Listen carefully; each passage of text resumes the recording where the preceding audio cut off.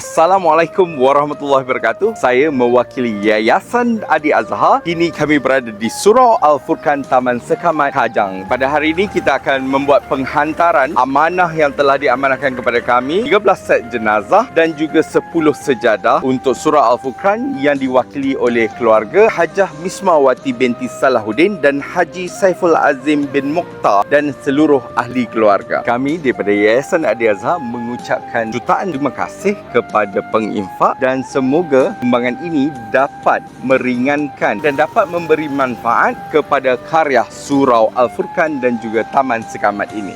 Assalamualaikum warahmatullahi wabarakatuh. Saya Haji Hashim, Imam Surau Al-Furqan, Taman Sekamat. Saya ingin merakamkan ucapan terima kasih kepada Haji Saiful Azim dan juga Puan Hajah Mismawati di atas sumbangan set jenazah inilah. Terima kasih banyak-banyaklah, mudah-mudahan Allah memberkati dua-dua. Ini 13 dan jadah 10. Terima kasih banyak, mudah-mudahan di depan Tuan Haji Saiful Azim dan juga Hajah Mismawati dirahmati Allah, insya-Allah. Sekian, Assalamualaikum warahmatullahi wabarakatuh.